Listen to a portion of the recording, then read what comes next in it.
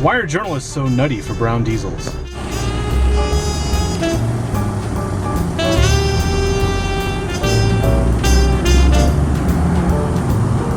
This is the 2015 Volkswagen Jetta TDI SE with connectivity. It costs around $24,000, has a manual transmission. It's brown. In fact, it's very brown. Let's go check it out. This is the 6th generation for Volkswagen's Jetta, and this model in particular is the middle level trim. I still can't decide if this color is brown or bronze. So I used to own a 2010 Jetta TDI with a 6-speed manual without a sunroof. It was very, very basic, but it had a lot of features in it. And back in that generation, Volkswagen always pitched that car as safe happens. This generation, however, they don't mention that, but something's going on. Value happens. See, when they came out with the 2011 Jetta, they totally mucked it up. The 2010 was such a great model. It had such great features. It had so many things going for it that when they released the 2011, they ditched the four-wheel independent suspension. It became a solid rear axle. They ditched the nice soft touch plastics on the dash and all over the car. They made everything hard plastic, even the dash. And it was pretty much what Volkswagen termed something for the American market. And I didn't understand that at all. This is not what I wanted. What I wanted was some German engineered perfection. So this car itself perplexed me when it came out. But for 2015, they made some updates, some very substantial updates. So when you have value, I consider that a double-edged sword. You gain something, but you're going to have to lose something. That's what value does. And in the case of this 2015 Jetta SE with connectivity, compared to the Jetta I'm used to from the last generation, I found several things that do point out new features, but also show where things have been taken away. So let's get started. The 6th generation Jetta now has its own trunk release and a backup camera on the SE trim. We didn't get that on the previous Jettas unless you had full navigation. I have this push button start, which was never on the previous generation. And that's great and all, but it's a very half-assed approach. This start button you have to press twice. You press it once to initiate the computer systems and let it boot up, and then the second start you have to actually hold down the button while depressing the clutch or the brake in the automatic. And you have to hold that button down until the car completely starts. If you just push the button, the car's not going to start. This is Texas. It's 95 degrees out. And this is only July. That button, when this car's in the sun, is really, really hot because it's metal. So that finish and having to hold that down for 1 to 2, maybe even 3 seconds really hurts my finger. Part of the value proposition here is that the glove box does not have a lock cylinder on it. The trunk does not have a lock cylinder on it. If you were to valet this car, you can't lock your glove box, you can't lock your trunk. You're basically losing 1, 2, 3, 4 ways to lock people out of the car. I'm sure that'll come in real handy in Christmas time. I'm not too happy with the steering wheel. The buttons are a complete mess. I have a great sunroof. You just turn the dial and the whole thing slides back. It will also tilt, and the best part is I actually have a real sunshade in here. This thing is solid. It's not that silly fabric nonsense you'll get in even a Mercedes. This is a real deal here. I still like this stereo. It's very versatile. It's like a Swiss Army knife of stereos. It's got 6-disc CD changer. It has SD card slot. It has the ability to plug in an iPod. It has the ability to take satellite radio, AM, FM, and it'll Bluetooth through your phone. You'll get Bluetooth audio from your phone, and in addition to that, you still get all of these little presets that you can program on the fly.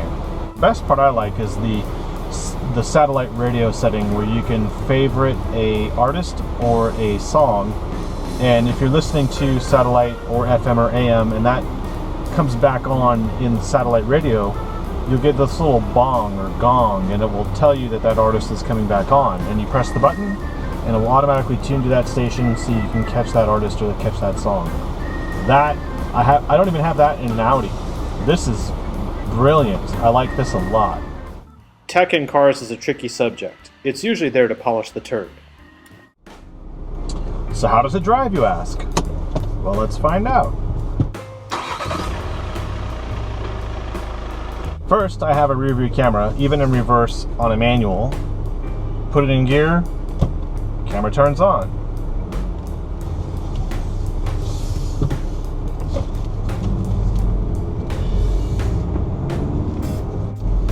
And I do have a hill hold feature, which is very nice to have, especially since this clutch is so tricky out of first gear on a hill. The brakes stay engaged for, feels like 3 seconds, and that gives you the chance to really feather the throttle and the clutch to get going on that incline. Gear shifts are very easy in this car. The clutch does take a little to get used to. You don't necessarily need to press it all the way down to the floor.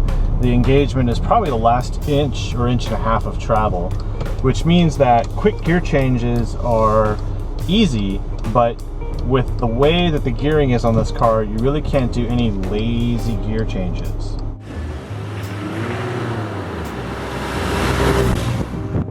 The electromechanical steering in this car is as precise as it ever was. I think the ride in this car is just what I remember, maybe even a little bit better than before. And compared to the Golf, this thing feels much more lively in the corners, and that's because of the independent rear suspension.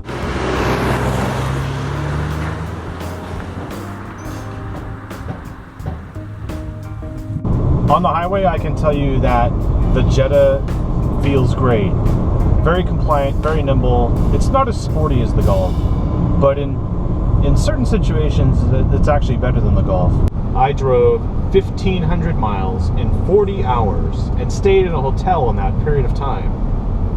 And at the end of my journey, I was never fatigued and I was ready to go for more. And that really says something about this car's drive quality, this car's ride, and the overall capabilities you have with this Jetta. The Golf TDI has a solid beam rear axle, and while it may provide more stability on the highway in a straight line, when it comes to emergency maneuvers or throwing the car around a little bit, the Jetta is a little bit more nimble, a little bit more planted. There are some things they've done right in the new Jetta, like the better stereo sound and the more horsepower, higher MPGs, and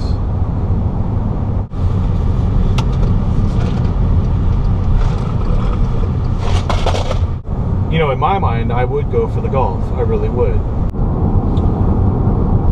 In essence, if you have a lot of driving to do, you can't go wrong with a TDI, whether it's a Golf or a Jetta or any other diesel version of a car. Both the Golf SE and the Jetta SE cost roughly the same amount of money. So if it was my choice, I would choose the Golf. And it's probably because this Jetta still doesn't tickle my fancy like the previous generation did. And I think the Golf really picks up that slack. The Golf, it is World Car of the Year. The Golf has won many awards, and rightly so. The Jetta, on the other hand, it's just a car made for a market that doesn't really exist anymore, in my opinion. On daily drives, it's just not as fun as the Golf. The Golf TDI manual that I drove felt quicker. Basically, Value has half-assed this car in a way that really superficially ruins the car. If you need something with a bigger back seat, then the Jetta might be a better idea. You might hate me for saying this, but I think the Jetta TDI is ideal for the Uber driver. It has a decent back seat and gets great fuel economy. So I've been doing a lot of mixed driving today for a few hours actually, in and out of town, downtown Austin, horrible traffic. Now I'm out on the open road and I'm averaging 38.1 miles per gallon today. I've done 73 miles and I've averaged 34 miles per hour. For 2015, the Volkswagen Jetta TDI is powered by the Volkswagen Group's EA288 2-liter turbo diesel engine. It produces 150 horsepower and 236 pound-feet of torque, which is plenty of power for most TDIs. This engine is used in the Golf TDI, the Jetta TDI, the Audi A3 TDI, and a variation of this is also in the Passat TDI. By the way, you see that hood prop? It's called Value. They have a gas strut on the Golf, and the previous generation Jetta also used a gas strut. For this generation, we're stuck with the prop. Maintenance is very simple on these engines. It's an oil change every 10,000 miles and a fuel filter and air filter change every 20,000 miles. Of course, if you don't get the manual, you end up with the dual clutch automatic, or DSG, and that requires a fluid and filter change about 35 or 40,000 miles. This Jetta happens to require AdBlue diesel exhaust fluid. You fill it up in this portion here of the trunk, and it would last you probably between 10,000 and 15,000 miles, depending on how much city and highway driving you do. Coming up, I try and drive the Jetta TDI from Austin, Texas to Albuquerque, New Mexico. Just over 700 miles. Can I do it on a single tank? Watch and find out.